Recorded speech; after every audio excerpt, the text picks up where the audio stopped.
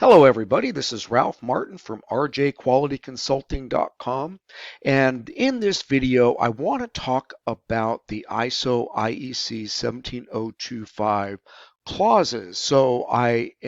This is the first video of a series that I'm doing on going through all of the clause elements of the ISO IEC 17025 2017 version of the standard. This is actually the first of a 6 video series that I am doing, where I'm starting to do all of the clause elements that include clauses 4, 5, 6, 7, and 8. And in today's video, I will focus on clause 4, which are the impartiality and confidentiality portions of the ISO standard. So without further ado, let me get started. So what I have here is the starting of general requirements under Section 4, which are, like I said, impartiality and confidentiality explained, and I'm going to go clause by clause.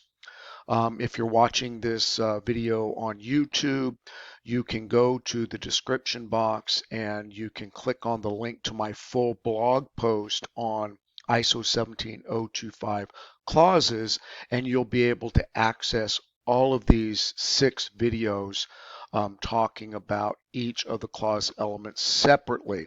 This ensures that the laboratory can get enough information so that they can get ready for an ISO 17025 external audit by an official accreditation body. As many of you know who follow my YouTube channel, I am a certified ISO 17025 auditor, and I know a thing or two about ISO 17025. And the advantage of getting information off of my YouTube channel is that if you're preparing for a ISO 17025 audit, what's better than getting it from the actual auditor who would be auditing you? One of the things I'll be doing is not only explaining the clause elements subclause by subclause from the standard, but I'll also go over what documents that the assessor would be looking for should you have an audit from an external provider. So I'll show you what documentation requirements would be for each of these clause elements. So first of all, I would like to start off by going to the next slide. So first of all, what is Clause 4 all about? Clause 4 is really all about what is known as the general requirements, and that is all about confidentiality and impartiality. And it ensures that your lab operates impartially and protects client information. It is the foundation of trust between your lab and its customers. And the two key components, like I said, are impartiality and confidentiality. So what we'll do is we'll go right into the impartiality, section 4.1. This is taken right from the standard itself. So section 4.1 starts off with 4.1.1, which is laboratory activities shall be undertaken impartially and structured and managed so as to safeguard impartiality. This is a shall statement. So this particular clause element talks about the laboratory being structured to safeguard impartiality. Typically what that means is that, or what the auditor would want to see, is some sort of organizational chart showing the structure of the laboratory and how it's structured to safeguard impartiality, meaning that, for example, the auditor would be interested in who the quality manager reports to, for example. Does the quality manager report into operations where the quality manager might be pressured, or quality manager might be pressured into giving out test results prior to reviewing them properly, things like that. We want to make sure that there's some independence going on so that the structure of the laboratory shows that it safeguards impartiality. We also want to show that the laboratory management is committed to impartiality. As you see 4.1.2 talks about the laboratory management shall, this is another shall statement, shall be committed to impartiality. And section 4.1.3, the laboratory shall be responsible for the impartiality of its laboratory activities and shall not allow commercial, financial, or other pressures to compromise impartiality. The next section is 4.1.4. The laboratory shall identify risks to its impartiality on an ongoing basis. That is a key statement there. This shall include those risks that arise from its activities or from its relationships or from the relationships of its personnel. However, such relationships do not necessarily present a laboratory with a risk to impartiality. And then section 4.1.5, if a risk to impartiality is identified, the laboratory shall be able to demonstrate how it eliminates or minimizes such risk. So this is section 4.1 on impartiality. So what would what would an assessor look at to show objective evidence that you meet these requirements? See, your lab needs to be free from any pressures, financial, commercial, or personnel that would compromise the integrity of your results. So as an assessor, I would look for things like a separate impartiality policy or policy statement within your quality manual. Showing that the management is committed to impartiality. I would look for an impartiality agreements signed off by employees to show that the employee has read and understands the impartiality policy. And then I would look for documented risk reviews for impartiality on an ongoing basis. An ongoing basis, an example of this would be, for example, documented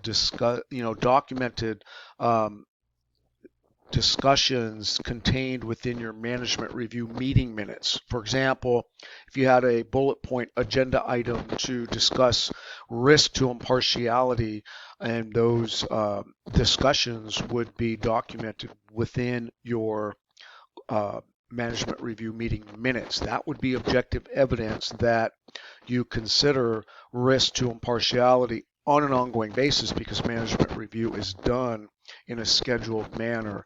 The standard requires that the management review be done at least once a year, and that is considered on an ongoing basis. So what would that look like? What I'd like to do is give you an example of, for example, what a section of your quality manual for impartiality and confidentiality would look like.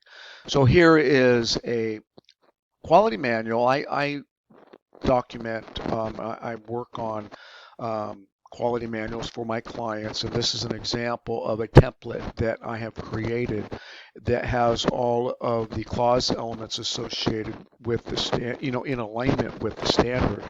So if you go to section 4 of the quality manual, it talks about impartiality, and you'll see laboratory name ensures that all laboratory activities, including testing, calibration, are conducted impartially. This shows that management is committed to impartiality because it's stated within the quality manual as a policy. And so that's what this is. It's an example of what it would look like in your quality manual. And it talks about identifying risks to impartiality, ownership, governance, managing and eliminating risks to impartiality. And then we have also a confidentiality commitment to for management, and it talks about all of the areas of confidentiality. These are structured in the same clause elements as the standard. So the other thing that you would want to look at would be, what does a impartiality agreement look like? Here's an example of an impartiality agreement. It's got a form number on it. It's controlled just like any other document. And basically what it is it's the impartiality agreement, declaration of impartiality. You would put the employee name, commitment to impartiality, avoidance of conflict of interest, independence in testing and calibration activities, reporting risk to impartiality, and then it's an acknowledgement where the employee signs along with the manager or quality manager, indicating that the employee agrees to this and it is a legal binding contract. And I'll get to that in section 4.2 where it talks about a legally binding contract. So that is what a impartiality policy would look like. So next, what I'd like to do is talk about the confidentiality portion of this. And so basically the confidentiality requirements as stated in section 4.2 is 4.2.1, the laboratory shall be responsible through legally enforceable commitments. This is that verbiage I was telling you about.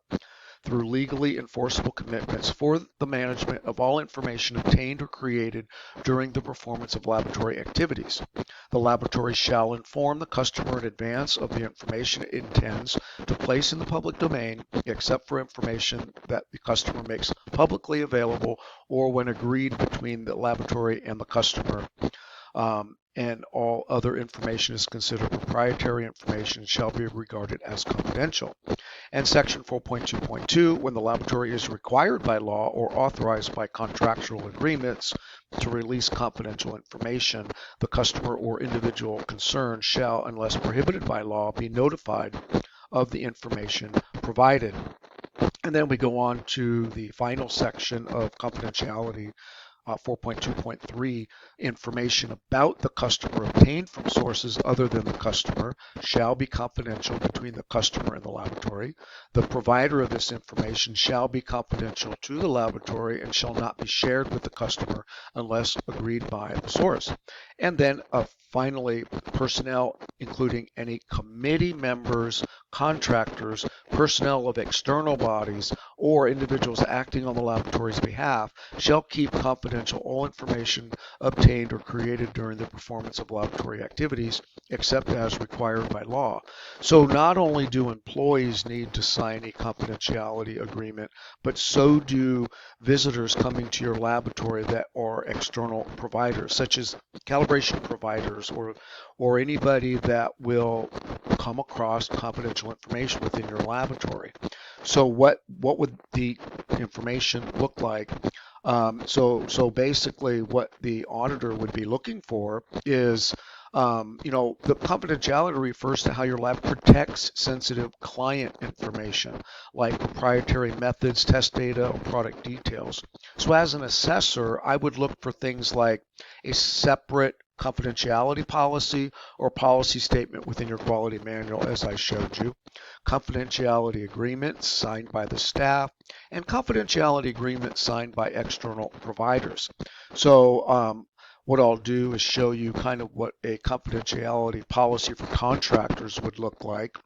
And, it's basically that has a purpose, scope, confidential information, definition, contractor responsibilities, what a contractor must do, and then you'll see that there are legal consequences, acknowledgement and agreement, contractor's name, contractor's signature, and a laboratory authorized personnel. So that would be something that a contractor would fill out. And then you would have a confidentiality policy for employees. This is what this would look like. It has a purpose, scope, confidential information, customer information, the employee's responsibilities, maintain confidentiality, what an employee must not do, what a security and access control, a legal disclaimer, and then employee signature and a supervisor signature. So those are some documents that you would want to see to ensure that you have objective evidence to meet sections 4.1 and 4.2. So that would definitely meet the requirements of those should you be in an audit. So really, to summarize, Clause 4 is about trust. Impartiality ensures your results are unbiased, and confidentiality ensures your clients feel safe sharing information with you. If you're preparing for ISO IEC 17025 accreditation, or you just want to strengthen your lab's quality system, you want to start by reviewing your impartiality and confidentiality procedures to see if they meet these requirements right from the standard. And don't forget to check out the full video series where I walk you through each major clause of the standard in detail. You can read the full article on my website. Here's a link, but I'll put the link in the description box of this video, and you can read the whole blog article and watch each of these videos.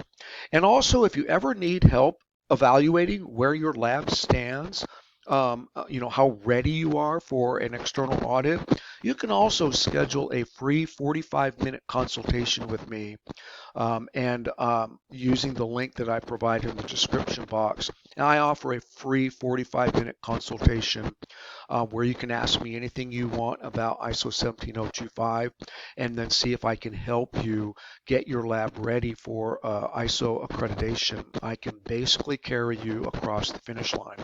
So again, go ahead and read this full blog article and go ahead and check out the rest of the videos within this series.